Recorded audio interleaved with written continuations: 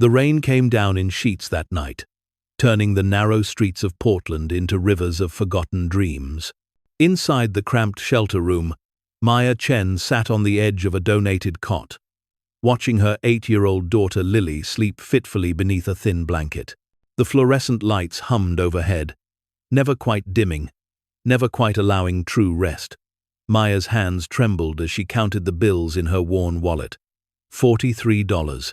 That was all that stood between them, and complete destitution. Her nursing assistant job had ended 3 weeks ago when the clinic closed without warning. If you're enjoying this deep dive into the story, hit the subscribe button and let us know in the comments from where in the world you are watching from today. The eviction notice had followed swiftly. Now they were here, in this shelter that smelled of industrial cleaner and desperation.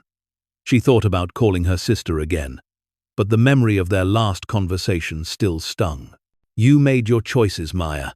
I can't keep bailing you out. The phone had clicked to silence, leaving Maya with the hollow understanding that she was truly alone. A hand touched her shoulder. Mrs. Patterson, the shelter coordinator, held out an envelope. This came for you. Certified mail. They forwarded it from your old address. The envelope was thick, expensive paper. The return address read, Morrison and Associates, Legal Services, Seattle, Washington. Maya's heart raced as she broke the seal with shaking fingers.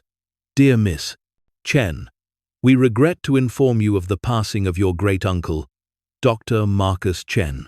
As his sole surviving blood relative, you have been named beneficiary of his entire estate, including a property known as Chen Fortress, located in the Cascade Mountains near the Canadian border.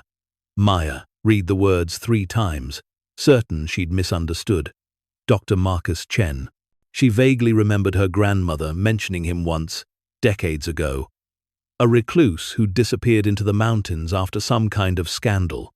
The family black sheep. And now he'd left her. What? A cabin? A shack in the wilderness? The letter continued.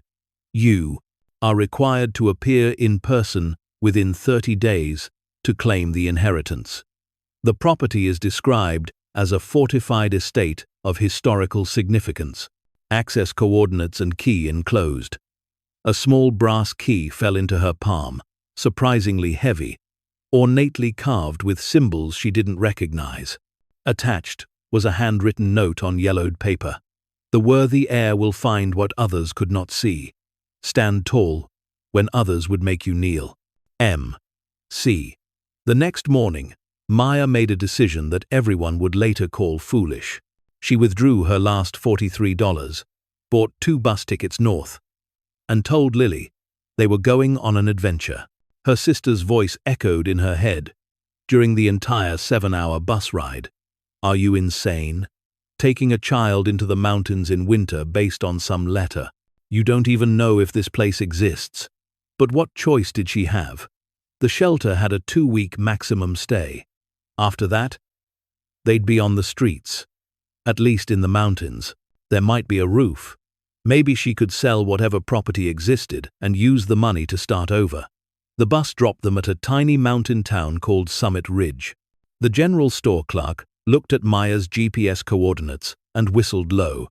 Chen Fortress? Lady, nobody's been up that road in 20 years. Old Doc Chen was crazy as a loon.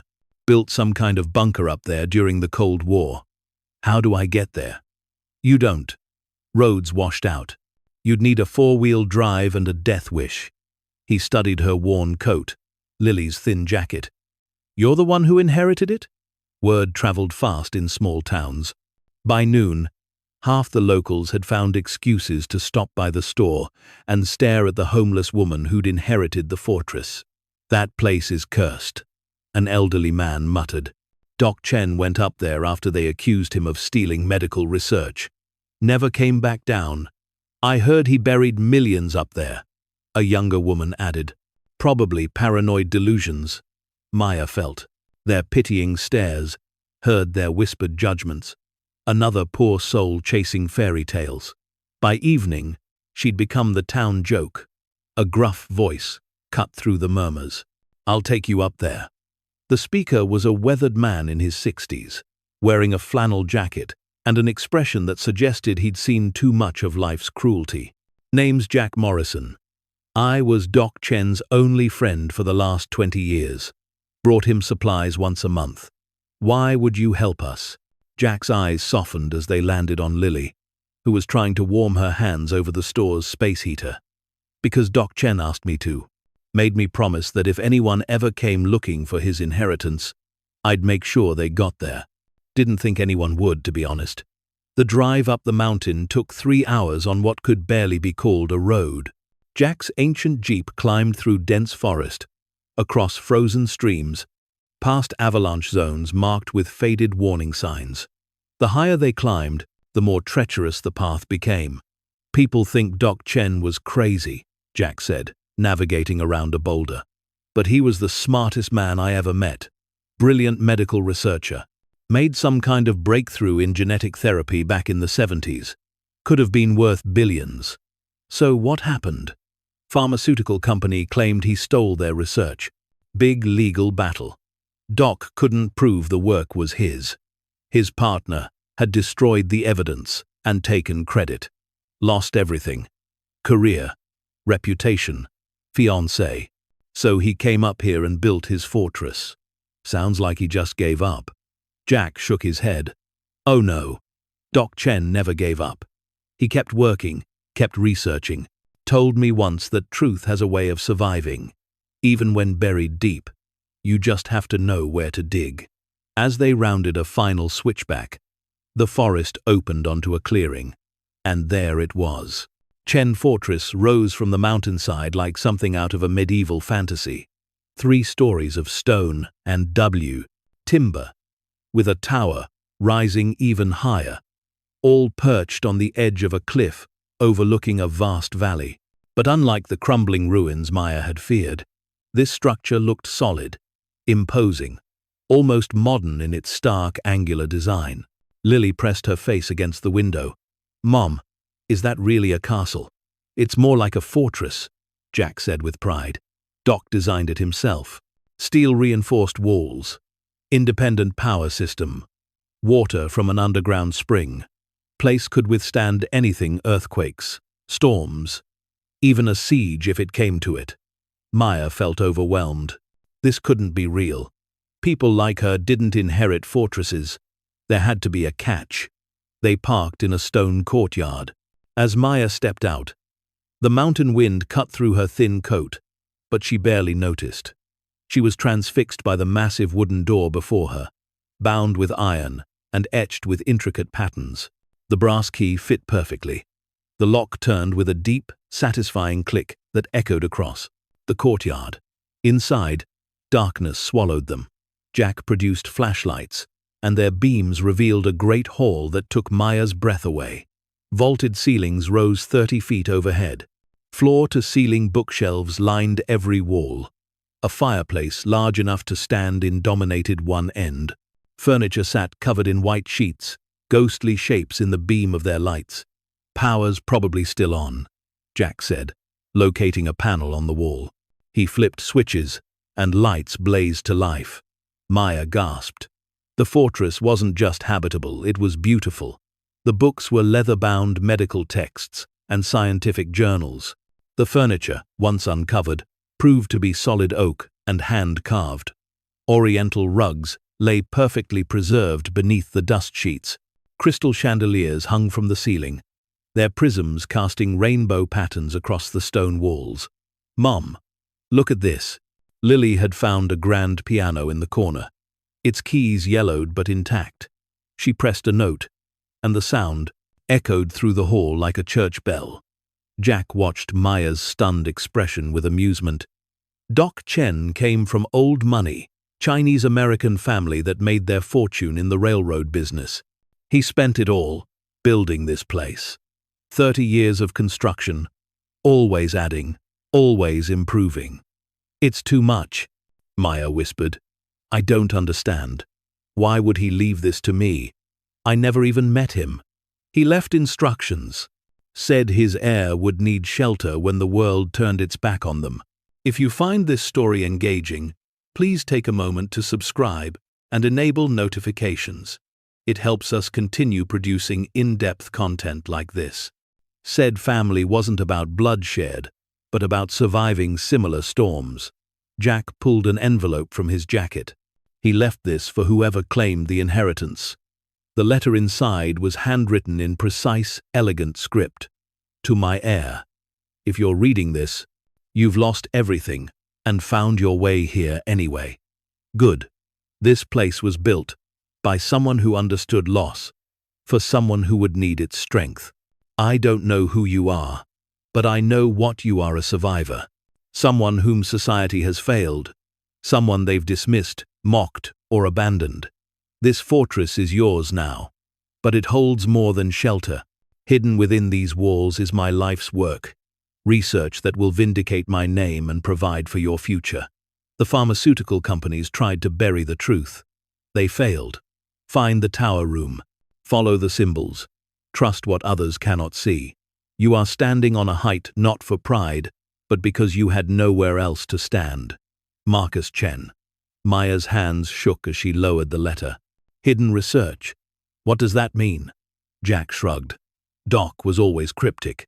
But I'll tell you something: in all the years I visited, he never let me into the tower. Always kept it locked. Said it wasn't time yet. The tower. Maya had noticed it from outside, rising above the main structure like a sentinel. Now she turned, finding a spiral staircase at the hall's far end, blocked by another door. The brass key opened this lock as well. The stairs wound upward in tight spirals. The walls carved with symbols, molecular structures, mathematical equations, Chinese characters. Lily climbed ahead, fearless, while Maya followed with her heart pounding. At the top, they found a circular room with windows overlooking the mountains in every direction. But what dominated the space was the floor-to-ceiling safe built into the north wall, its door marked with a complex locking mechanism unlike anything Maya had seen before. I don't have the combination, she said, defeated. Maybe you don't need one. Lily was examining the safe's door, tracing the etched patterns with her finger. Mom. Look, these symbols match the ones on the stairs. She was right. Molecular chains, equations, Chinese characters, all repeated in specific sequence around the safe's face. Maya studied them, thinking of her grandmother's stories, of the little Mandarin she'd learned as a child. One phrase jumped out. Trust what others cannot see. She pressed the die. Characters for truth in sequence. Nothing. Then, trust. Still nothing. Finally, almost randomly, she pressed C. The safe made a clicking sound. A small panel opened, revealing a keypad beneath. But instead of numbers, it displayed DNA base, pairs A, T, C, G. It's a code, Maya breathed. But I don't know. Then she remembered. Dr. Chen had been a genetic researcher, and in genetics, certain sequences were fundamental. She tried the most basic start codon, ATG. The safe door swung open silently. Inside, the small space was packed with evidence. Laboratory notebooks filled with decades of research. USB drives labeled with dates. Medical imaging films. But what caught Maya's eye was the letter lying on top, addressed simply, "To whoever solves the lock." She read aloud. You've proven yourself worthy, intelligent enough to follow the clues, desperate enough to try. Now you hold in your hands research worth approximately $190 million. In 1974, I developed a gene therapy protocol for treating inherited blood disorders. My partner, Dr. Richard Thornton, stole my research, patented it under his name, and has been selling it to pharmaceutical companies for decades. The notebooks you're holding contain my original research, dated and witnessed. The USB drives contain copies of documents proving Thornton falsified dates on his patents. I've spent 30 years gathering this evidence, but I was a discredited pariah. No one would listen. But you're different. You're unknown. You have nothing to lose and everything to gain. Take this to the press. Take it to the patent courts. Destroy Thornton's empire as he destroyed my life. The compensation will secure your future. But more than money, claim the truth. Show them that those they dismiss, those they mock and abandon, sometimes hold the keys to bringing down kingdoms. M.C. Maya stared at the notebooks, hands trembling. $190 million. The number was incomprehensible. She could barely afford bus tickets, and yesterday. Is it real? Lily asked quietly. I don't know, baby, but we're going to find out. Jack had followed them up the stairs. Now he stood in the doorway, eyes wide. Lord above, he really did it. 30 years, and he really did it. That night, they made camp in the great hall. Jack showed them how to start the massive fireplace, and soon flames roared, pushing back the mountain cold. He'd brought supplies, food, blankets, basic necessities, and Maya felt overwhelming gratitude for this stranger's kindness. What do I do now? She asked as Lily slept before the fire. In the morning, I'll drive you back down. You'll need lawyers, experts to authenticate the research. This is bigger than just inheriting property, Maya. This is a fight against powerful people who've profited from theft for decades. They'll destroy me, just like they destroyed Dr. Chen. Maybe, or maybe, times have changed. Doc didn't have the internet, didn't have social media. He couldn't get his story out. You can.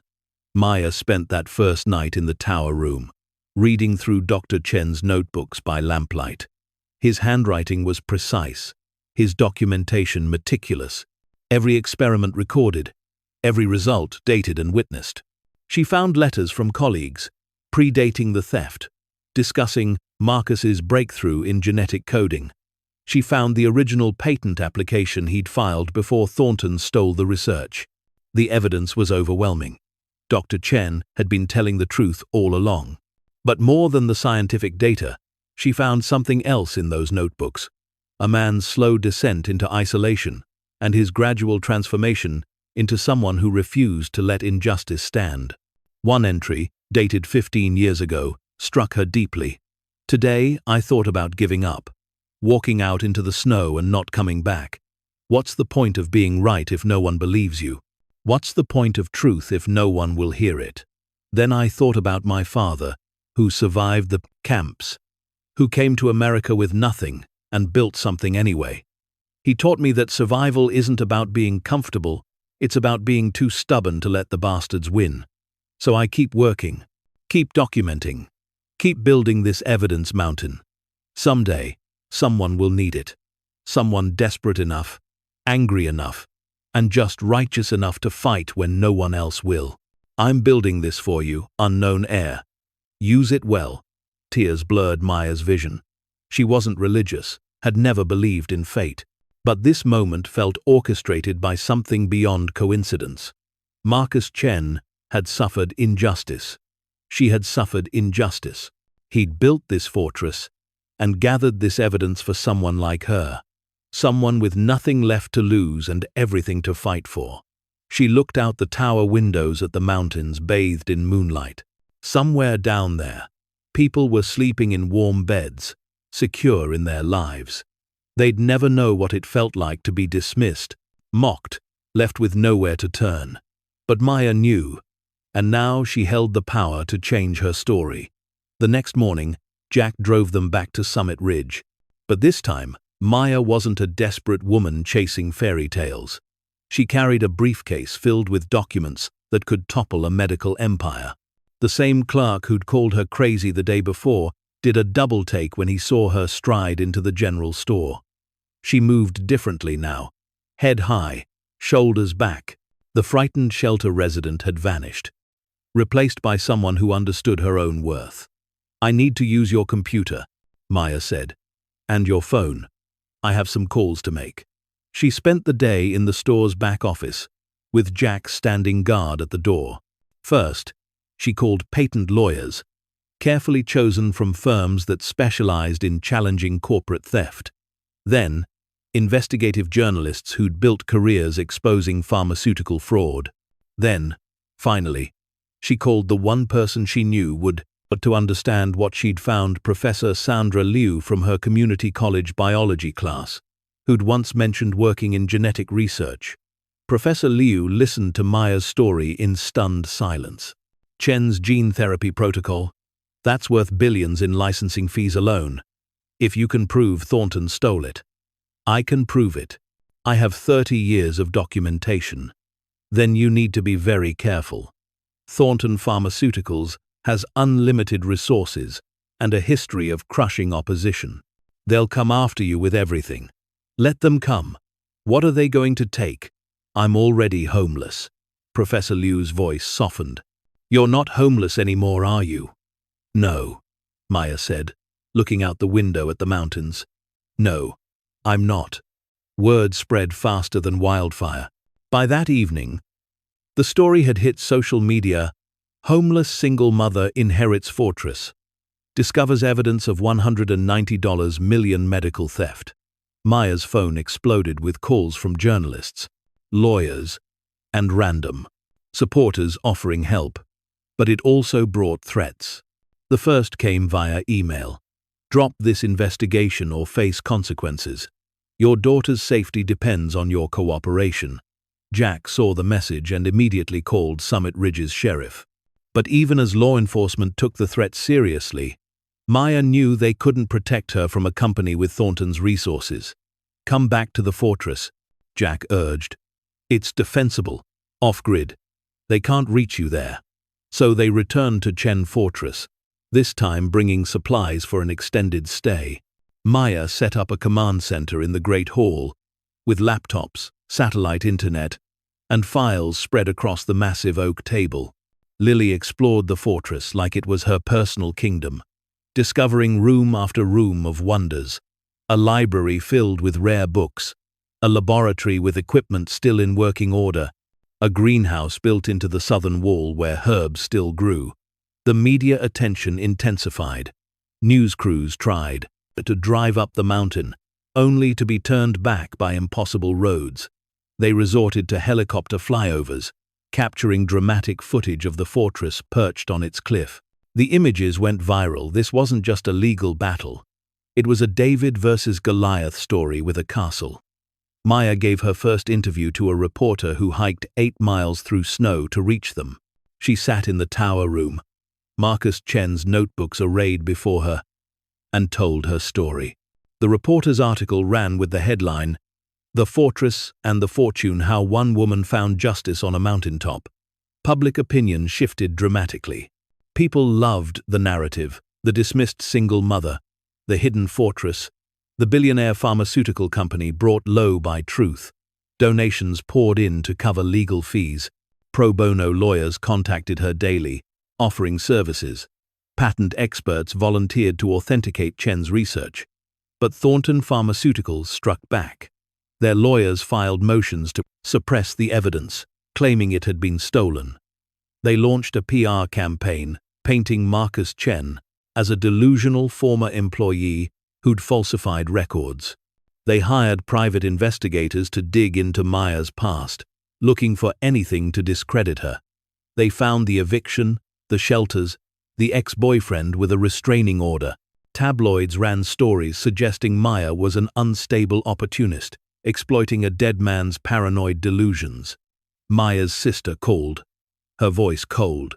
"You're making our family look like fools, chasing this fantasy while dragging Lily through the mud. It's not a fantasy. The research is real.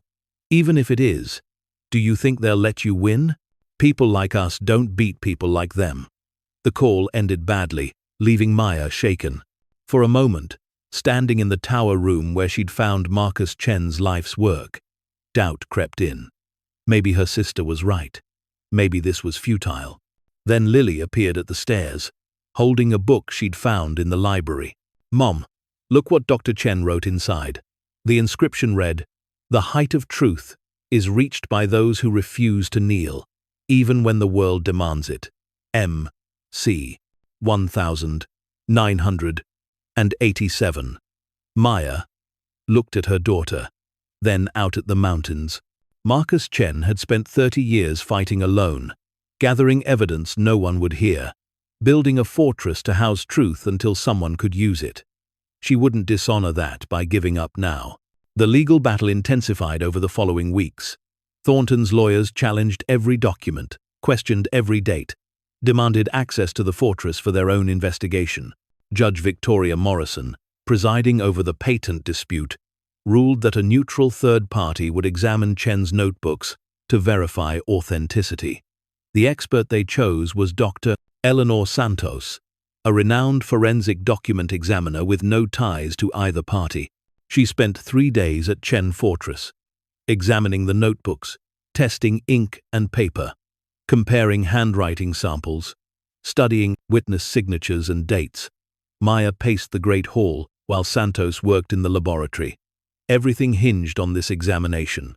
If Santos found the documents authentic, Thornton's empire would crumble. If not, Maya would be revealed as either a dupe or a fraud. On the third evening, Santos emerged from the lab. Her expression was carefully neutral. "Miss Chen, I need to show you something." Maya's heart sank. This was it, the moment Santos would explain how the documents had been forged, how Marcus Chen had been a clever fabricator.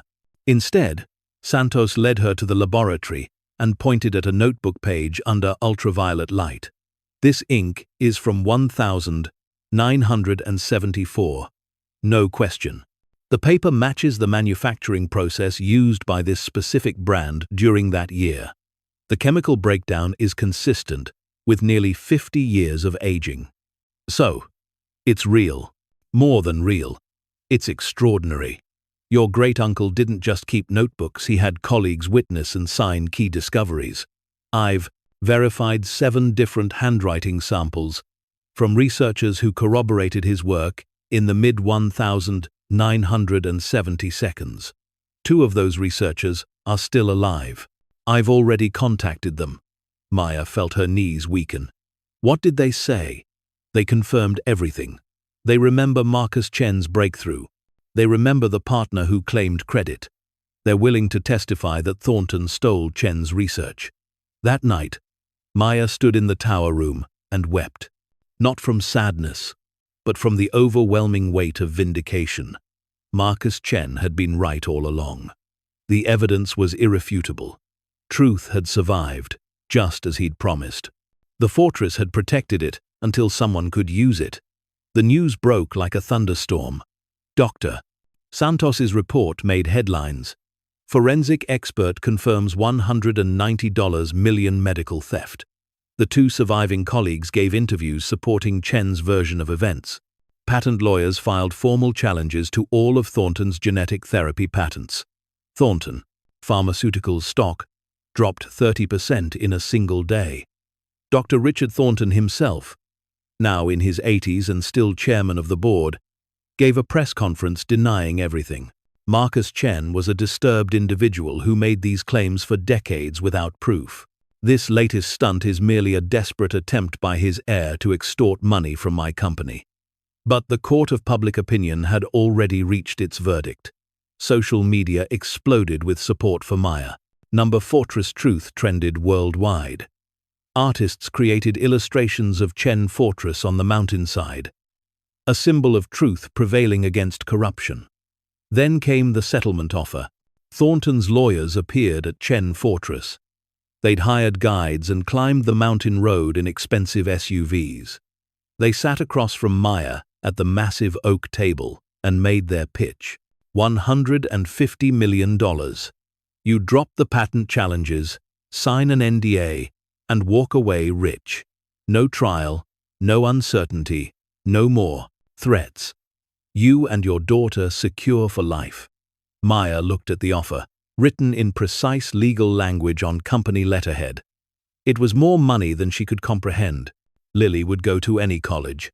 They'd never worry about housing or food or security again. Jack, sitting beside her, whispered, "It's your choice. No one would blame you for taking it."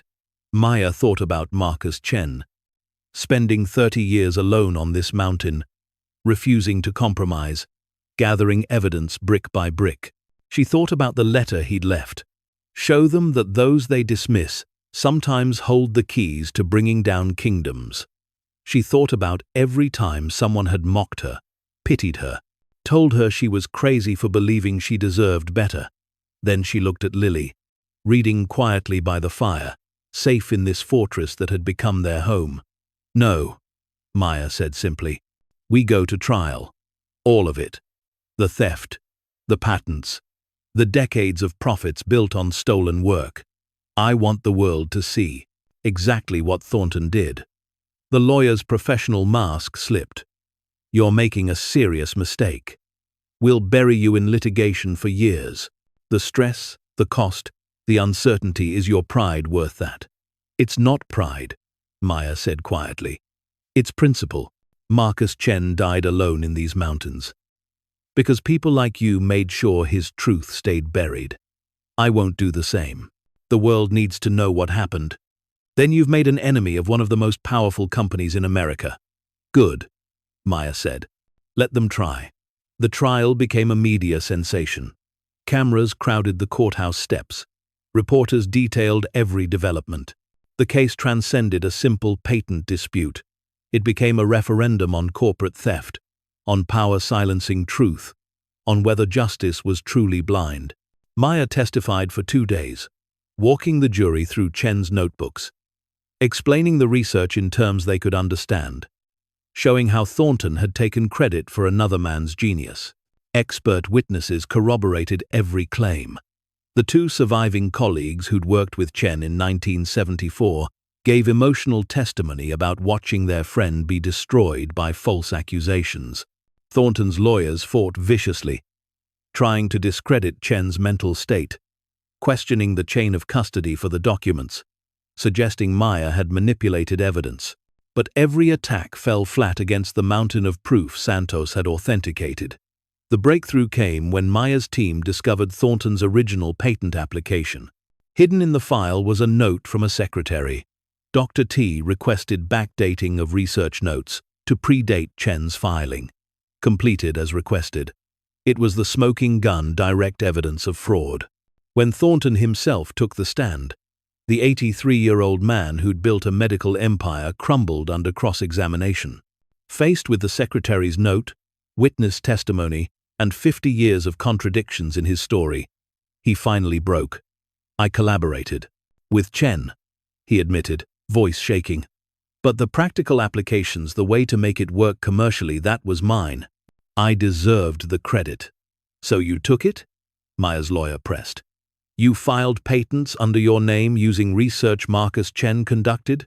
Silence stretched. Then, yes. The courtroom erupted. The judge's gavel pounded for order. But nothing could contain the moment. One of America's most prominent medical figures had just confessed to theft. The jury deliberated for 6 hours. They found in Maya's favor on every count: patent infringement, fraud, unjust enrichment. The damages, $190 million, plus interest, plus punitive damages of an additional $200 million for the deliberate destruction of Marcus Chen's reputation and career. Total award, $390 million. Maya sat in stunned silence as the verdict was read. Lily squeezed her hand. Jack's eyes shone with tears.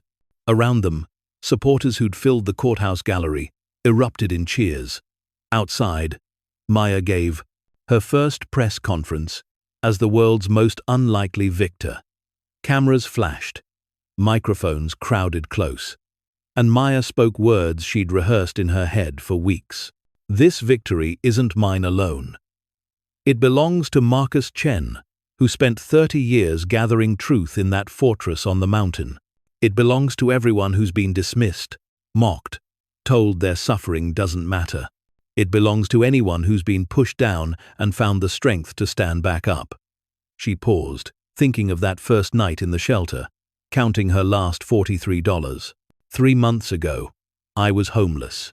Today, I'm rich beyond measure, not because of the money, though I'm grateful for the security it provides, but because I learned something valuable in these months.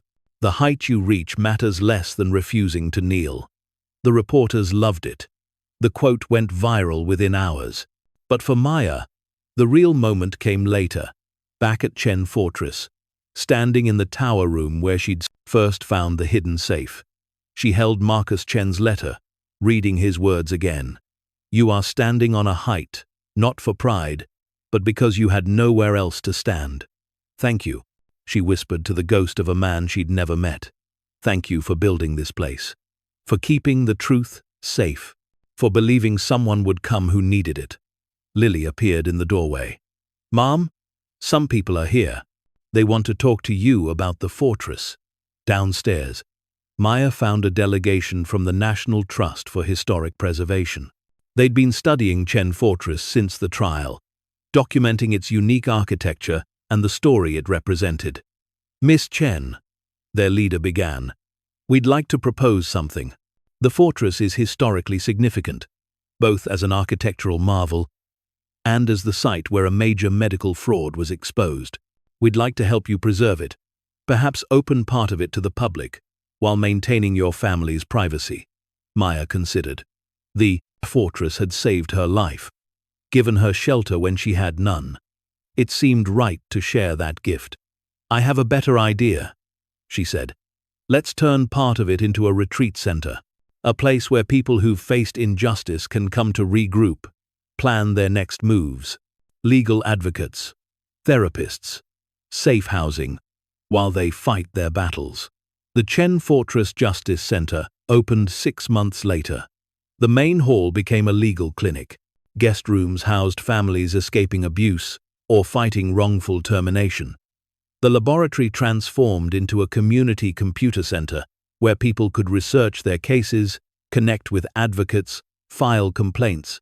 Maya kept the tower room private, her sanctuary, as it had been Marcus Chen's. But the rest of the fortress opened to those who needed its strength. Thornton Pharmaceuticals filed for bankruptcy within a year, its reputation destroyed. Dr. Richard Thornton faced criminal fraud charges. The patents he'd built an empire on were invalidated. Medical companies that had licensed his discoveries demanded refunds. The settlement money went far beyond Maya's needs. She established the Marcus Chen Foundation to support others fighting corporate theft. She funded scholarships for students from disadvantaged backgrounds pursuing medical research. She bought the entire mountain surrounding the fortress, preserving it as public land so future generations could access its trails and beauty. Her sister called eventually, voice tentative. "I owe you an apology. I didn't believe in you. I thought you were chasing fantasies." "You believed what everyone else believed," Maya said without bitterness. "That people like us don't win these battles. But sometimes we do. Sometimes truth really does prevail." 1 year after finding Chen Fortress, Maya stood with Lily on the tower balcony, watching sunset paint the mountains gold.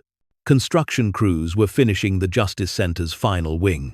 Below, the first retreat residents gathered for dinner, 3 families, all fighting their own battles against injustice, all needing the fortress's strength. "Do you think Dr. Chen would be happy?" Lily asked. Maya thought about the lonely man who'd built this place, who'd spent decades fighting alone, who'd died without seeing his vindication. "I think he'd be proud," she said. "He built something that outlasted him, something that keeps helping people long after he's gone. That's the best kind of legacy." Her phone buzzed. Another message from a journalist requesting an interview, another invitation to speak at a conference about corporate accountability. Maya's story had become shorthand for resistance against corruption, for truth surviving against all odds. But she wasn't done yet. The medical fraud case had opened her eyes to how many others faced similar battles. Workers whose inventions were stolen by employers, researchers whose discoveries were claimed by supervisors, artists whose work was plagiarized by those with more power. The Chen Fortress Justice Center would serve them all. As darkness fell, lights came on throughout the fortress, turning it into a beacon visible for miles. Mountain climbers and hikers reported seeing it. This castle of justice perched on its cliff, standing as proof that sometimes the dismissed and mocked find strength others cannot imagine. Maya thought of that first night, reading Marcus Chen's letter by lamplight. The worthy heir will find what others could not see. She'd found far more than hidden research. She'd found purpose, community, vindication. She'd found that standing on heights wasn't about elevation. It was about refusing to be pushed down. The fortress had given her shelter when she had nowhere else to go. Now it would shelter others. That was Marcus Chen's true legacy, and Maya would honor it for as long as she lived. Below, in the great hall, someone started playing the old piano. Music drifted up through the fortress's stone corridors, filling spaces that had been silent for too long. Children's laughter echoed from the residential wing. Adults' voices rose in animated discussion from the legal clinic. Chen Fortress was alive again, not as a monument to isolation, but as a celebration of community. Maya closed her eyes, letting the mountain wind wash over her. Somewhere, she imagined Marcus Chen's spirit watching, finally at peace. His truth had survived. His fortress endured. His justice prevailed. And the homeless woman he'd never met had become the heir he'd always hoped would come. Someone desperate enough to fight, brave enough to stand, and stubborn enough to refuse every compromise that would have buried the truth again. The fortress stood tall against the darkening sky, its lights blazing like a promise. Shelter exists for those who need it. Truth survives for those who seek it. And justice waits for those brave enough to fight for it. The morning after the verdict, Maya woke to find the fortress transformed by an overnight snowfall. Every surface gleamed white, pristine, and untouched. She stood at the tower window, coffee warming her hands, watching the sun rise over mountains that no longer felt threatening but protective. Her phone had been ringing non-stop since the jury announced their decision. Network morning shows wanted interviews. Book publishers offered six-figure advances. Speaking agencies promised lucrative tours. The woman who couldn't afford bus fare 3 months ago was suddenly in demand everywhere. But Maya ignored most of it. She had more immediate concerns. Jack arrived mid-morning, his jeep loaded with supplies, and something else, an elderly woman bundled in winter gear, moving slowly but with determined dignity. "Maya, this is Dr. Patricia Holbrook," Jack said, helping the woman navigate the icy courtyard. She worked with Marcus Chen in 1974. Dr. Holbrook's eyes filled with tears as she gazed up at the fortress. "I never thought I'd see this place." Marcus used to describe it in his letters, his sanctuary. He called it, "where truth could survive." They settled in the great hall, where Maya had built a fire that crackled and danced. "Doctor," Holbrook accepted tea with shaking hands, her gaze drifting around the room as if seeing ghosts. "I need to tell you the whole story," she began. "Not the sanitized version we gave in court, but the truth about what Thornton did to Marcus." Maya leaned forward, Lily curled beside her with a book. "I want to know everything."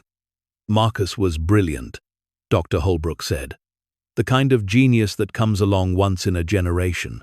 In 1973, we were both working at Thornton Medical Research Institute. Marcus had developed a theoretical framework for gene therapy. This was before anyone really understood how to manipulate DNA at that level. He was years ahead of his time." She paused, sipping her tea. "Richard Thornton was our director. Charismatic, ambitious, and utterly ruthless. He recognized that Marcus's research could be worth billions, but Marcus wanted to publish it freely, make it available to all researchers. He believed life-saving medicine shouldn't be locked behind patents. Thornton disagreed," Maya guessed. "Violently. They argued for months. Marcus wanted to establish an open-source research consortium. Thornton wanted exclusive patents that he could license to the highest bidder. Finally, Thornton made Marcus an offer: become a silent partner, receive a small percentage of profits, and let Thornton handle the commercialization. Marcus refused. Of course he did. So Thornton destroyed him." Dr. Holbrook's voice hardened. He stole Marcus's notebooks from the lab, backdated his own research notes, filed patents under his name, and then accused Marcus of stealing from him. Marcus couldn't prove the work was his. Thornton had taken everything, destroyed the evidence, paid off witnesses. What about you? Why didn't you testify? Dr. Holbrook's face crumpled with shame. I was a young researcher with student loans and a dying mother who needed expensive care. Thornton offered me a promotion and a raise if I stayed silent. If I testified for Marcus, he'd make sure I never worked in research again. She wiped her eyes. I took the money. I've regretted it every day for 50 years. The confession hung heavy in the air. Maya understood the terrible mathematics of survival, the compromises poverty forced people to make. But you testified now, Maya said gently. You helped us win. Too late to help Marcus. He died alone up here. His reputation destroyed. His life's work stolen. The brilliant man I knew became a hermit, living in fear. Dr. Holbrook looked directly at Maya. When I heard you'd inherited this place, when I saw that you'd found his evidence, I knew I had to make it right. I couldn't let another generation pass with Thornton's lies standing as truth. She reached into her bag and withdrew a thick folder. These are my personal journals from 1973 to 1975. Every conversation I had with Marcus about his research, every breakthrough, every argument with Thornton, I documented everything. I was too afraid to use them then, but they're yours now. Maya accepted the journals reverently. More evidence, more vindication, but also a reminder that Marcus Chen's isolation hadn't been necessary. If just one person had been brave enough to speak up decades ago, he might still be alive. Thank you, Maya said, for finding the courage now, even if it came late. After Dr. Holbrook left, Maya spent hours reading the journals. They painted a picture of Marcus Chen she hadn't known, a man who loved jazz music and terrible puns, who brought donuts to the lab every Friday, who mentored young researchers with patience and kindness. The man Thornton's theft had destroyed hadn't just lost his research. He'd lost his entire identity. The entries grew darker after the accusations began. Dr. Holbrook documented Marcus's desperate attempts to prove his innocence, watching helplessly as doors closed and former colleagues avoided him. The final entry, dated June 1975, read simply, "Saw Marcus today. He's moving to the mountains permanently. Said he's building a fortress to protect what they couldn't take from him, his knowledge of the truth. I wanted to tell him I believed him. I said nothing. I will never forgive myself." Maya closed the journal, understanding flooding through her. Marcus Chen hadn't built this fortress out of paranoia or defeat. He'd built it as an act of defiance, a declaration that truth had value, even when no one else recognized it.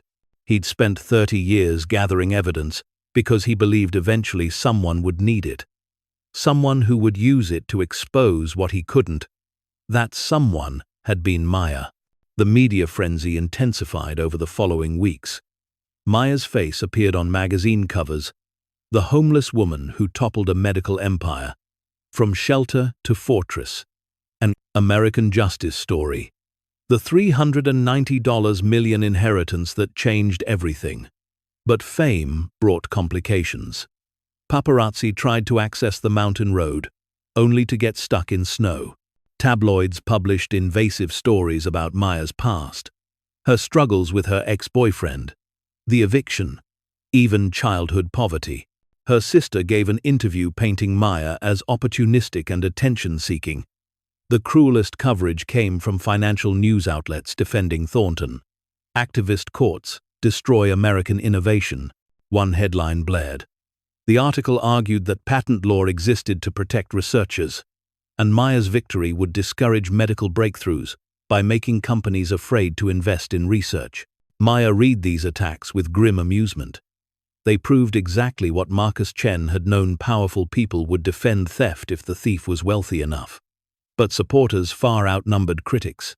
Letters arrived daily at Chen Fortress, forwarded by Jack from a post office box and in Summit Ridge. People shared their own stories of corporate theft, of being dismissed and mocked. of fighting alone against impossible odds. Many asked for help with their cases. Maya realized she couldn't possibly respond to them all. The need was too vast, the injustices too numerous. That's when the idea crystallized: Chen Fortress shouldn't just be her home. It should be a resource for everyone fighting similar battles. She called a meeting with Jack, Professor Liu, and several lawyers who'd worked on the Thornton case. They gathered around the Great Hall's oak table, where Maya laid out her vision. "I want to create something permanent," she began. "Not just a legal clinic, but a complete support system for people fighting corporate theft, whistleblower retaliation, any situation where truth is being suppressed by power." Professor Liu nodded enthusiastically. "Residential fellowships. Bring people here for 3 to 6 months. Provide housing, legal support, expert consultation. Let them focus entirely on building their cases. We'd need staff," one lawyer cautioned. "Investigators, paralegals, researchers. The infrastructure costs alone would be millions annually." "We have millions," Maya said simply. "The settlement covers our needs several times over. Marcus Chen built this fortress to protect truth. Let's use it for exactly that purpose." They spent the next 6 months transforming Chen Fortress into something unprecedented. Part law firm, part sanctuary, part educational institution. The eastern wing became residential quarters for fellows, each room equipped with workspace and secure document storage. The western wing housed legal offices, research facilities, and a state-of-the-art digital forensics lab. The laboratory where Marcus Chen had conducted his research became a teaching space, where experts taught fellows how to document evidence properly, preserve digital records, and build unassailable cases. The Great Hall transformed into a gathering space where fellows shared strategies and supported each other through the isolation that fighting powerful entities inevitably brought. Maya recruited carefully. The first staff member was Dr. Santos, the forensic document examiner who'd authenticated Chen's notebooks. She became the center's director of evidence preservation, teaching fellows how to protect their documentation from challenges and tampering. Next came Thomas Rivera, a former FBI investigator who specialized in corporate fraud. He'd followed Maya's case closely and contacted her offering help. "What you're building here," he told her during his interview. "This is what justice should look like. Proactive, accessible, focused on truth rather than who can afford the best lawyers." Professor Liu took a sabbatical from her university position to establish the center's scientific advisory board. She recruited experts across disciplines: medicine, engineering, technology, environmental science, who could evaluate fellows' claims and provide expert testimony when needed. Jack Morrison, who'd been Marcus Chen's only friend for decades, became the center's operations manager. He understood the mountain, the fortress, and the isolation that came with standing against powerful opposition. His gruff kindness helped fellows adjust to fortress life, especially those arriving traumatized by their battles. The first fellowship class arrived in early spring, 5 individuals, carefully selected from hundreds of applications. James Park, a software engineer whose company had stolen his encryption algorithm and patented it under their name. Dr. Rachel Foster, a cancer researcher whose pharmaceutical company employer had suppressed her findings about dangerous drug side effects. Maria Gonzalez, a factory worker whose safety concerns had been ignored before a preventable accident killed 3 co-workers. David Chen, no relation, a financial analyst who discovered his firm's massive fraud scheme and been fired for reporting it. And Sarah Mitchell, a young mother whose child's medical device had catastrophically failed, but the manufacturer was covering up a design flaw that endangered thousands. Maya welcomed them personally, gathering everyone in the Great Hall on their first evening. Snow still crowned the mountain peaks visible through the windows, but inside, fire roared in the massive hearth, and the smell of Jack's cooking drifted from the kitchen. "This fortress was built by a man the world dismissed," Maya began. "Marcus Chen lost everything because he told the truth.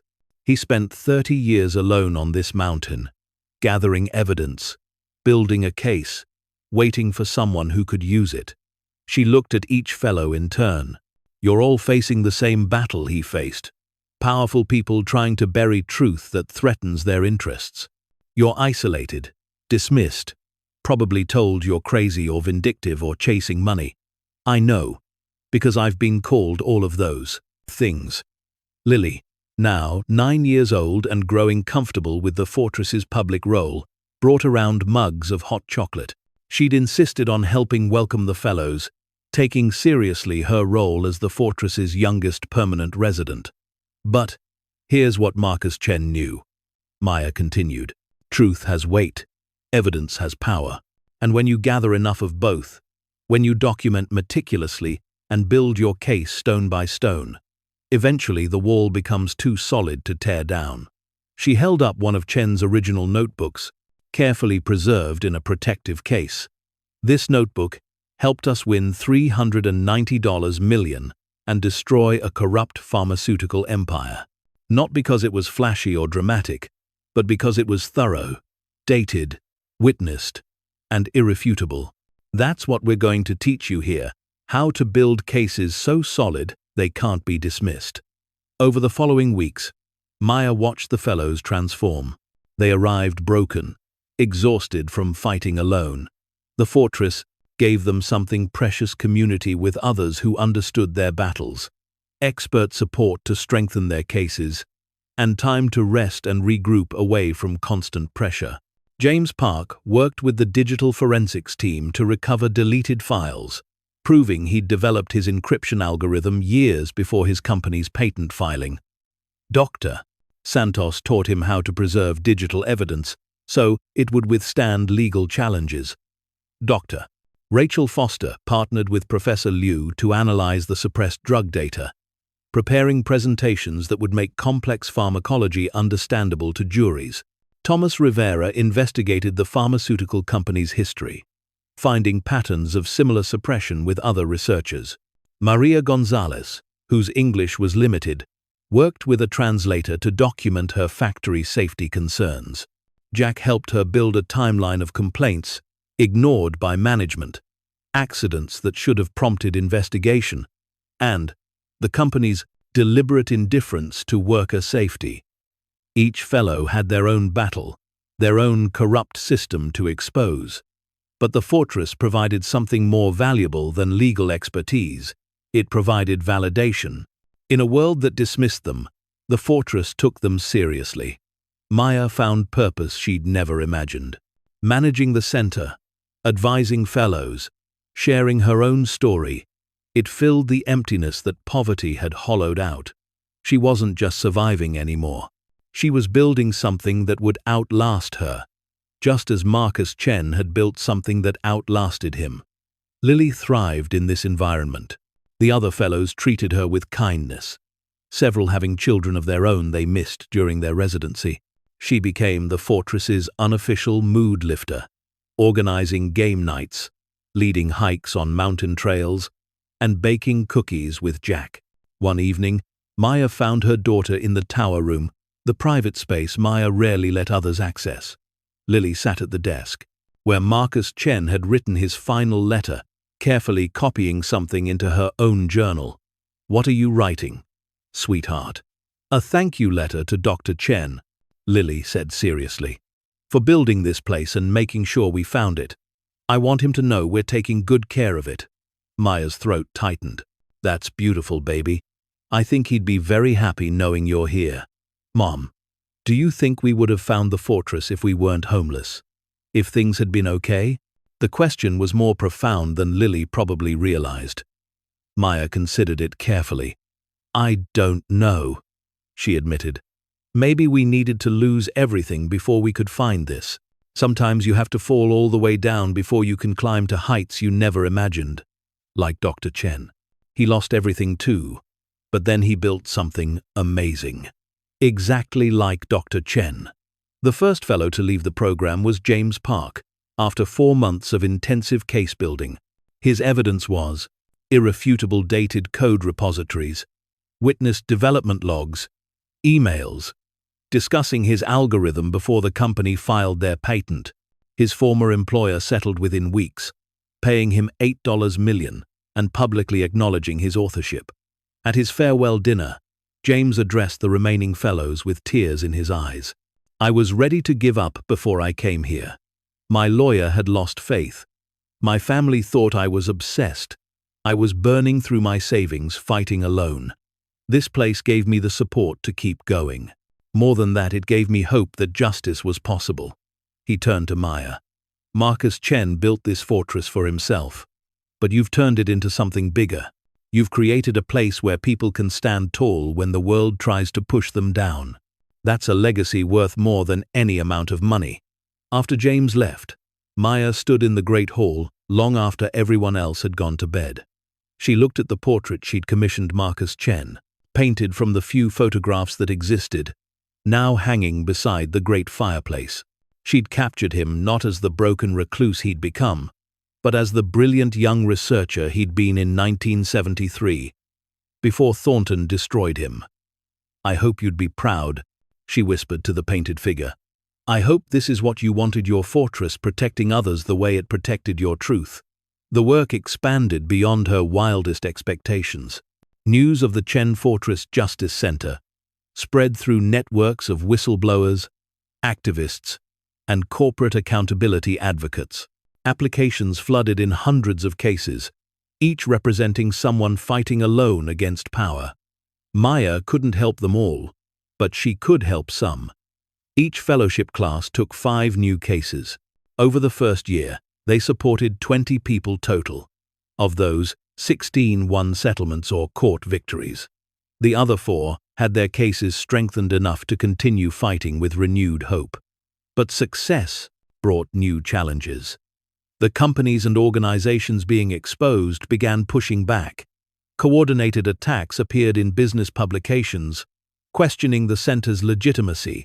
Some accused Maya of running a revenge factory that encouraged frivolous lawsuits. Others suggested the fellows were coached to fabricate evidence. The cruelest attacks targeted Maya personally. Articles appeared detailing her past, the eviction, her ex-boyfriend's accusations, even her sister's criticisms. They painted her as an opportunist who'd stumbled into money and was now using it to fund vendettas against legitimate businesses.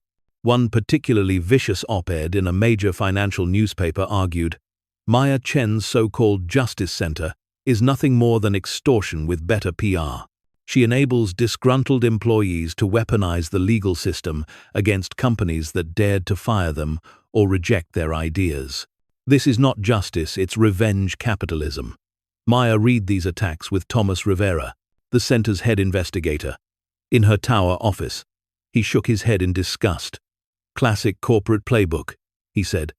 "Can't attack the evidence, so attack the messenger. They're trying to discredit the center before more fellows win their cases." 2 fellowship applicants withdrew this week, citing concern about being associated with controversial litigation. "Some of our donor prospects are getting cold feet. So what do you want to do? Back down? Soften the mission?" Maya thought about Marcus Chen, facing similar attacks 50 years ago. He'd had no support system, no community, no resources, except his own stubborn refusal to let lies stand as truth. "We double down," she decided. "If they're attacking us this hard, it means we're threatening their ability to suppress truth. We must be doing something right." She scheduled a press conference at the fortress itself, inviting journalists to make the difficult journey up the mountain.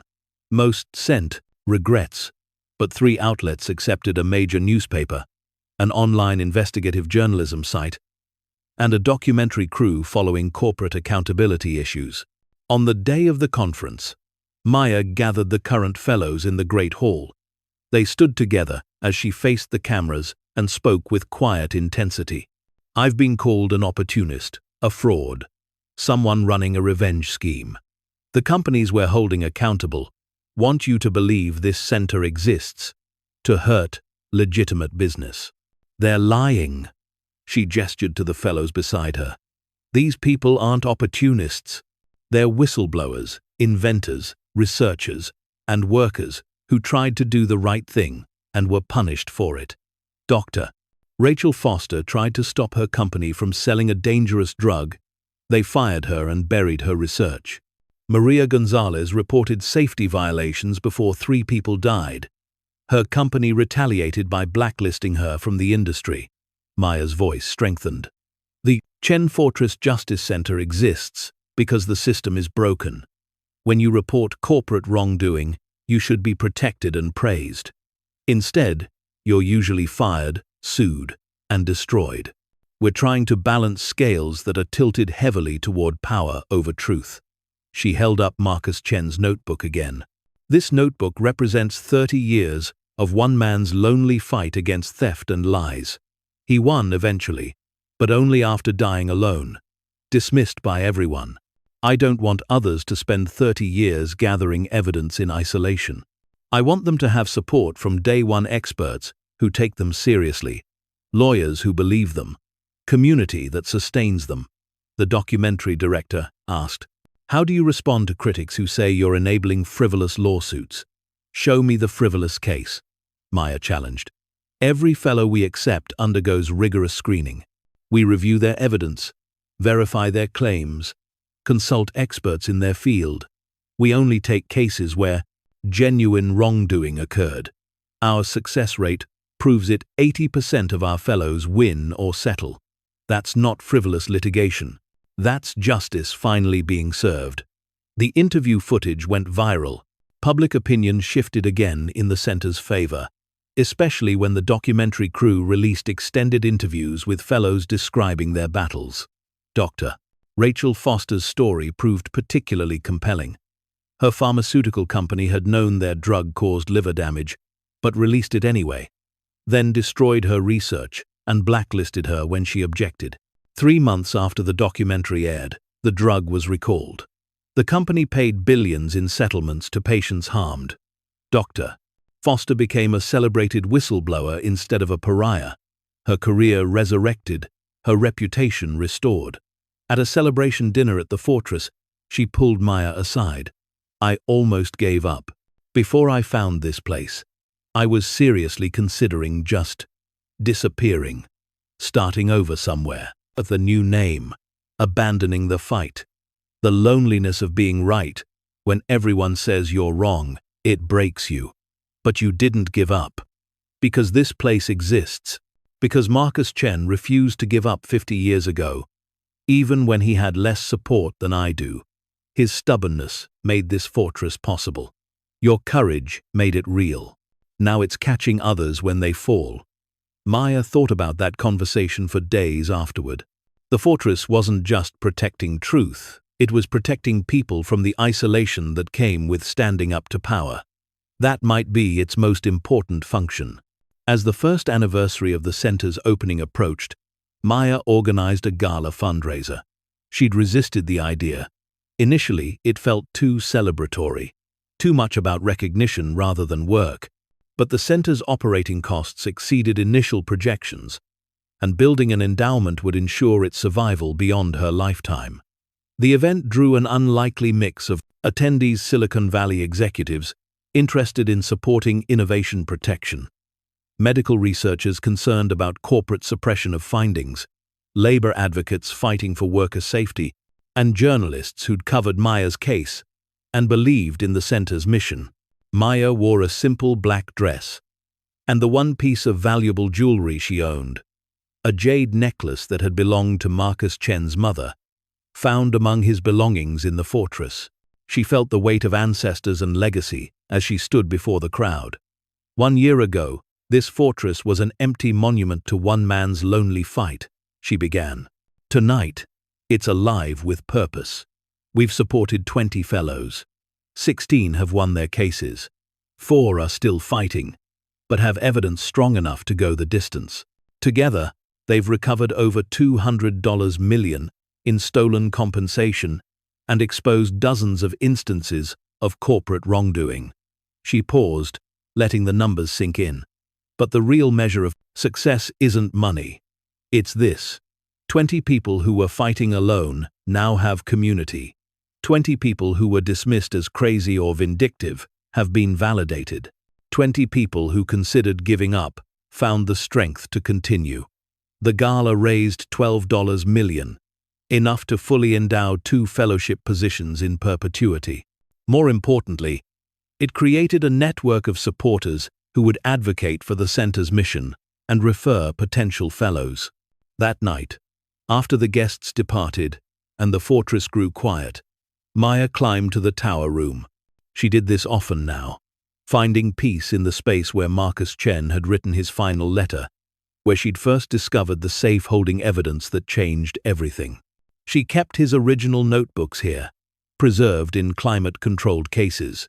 Sometimes she read them, marveling at his meticulous documentation, his refusal to take shortcuts, his faith that thoroughness would eventually be rewarded. Tonight, she opened the notebook to a random page, dated March 1989. The entry read, 15 years in this fortress. Sometimes I wonder if I'm a fool, gathering evidence no one will ever see, building a case no one will ever hear. The loneliness is crushing, but then I remember my father's words. The work of truth is patient. It waits for the right moment, the right person, the right time. I don't know when that moment will come. I only know I must keep preparing for it. Maya closed the notebook gently, tears on her cheeks.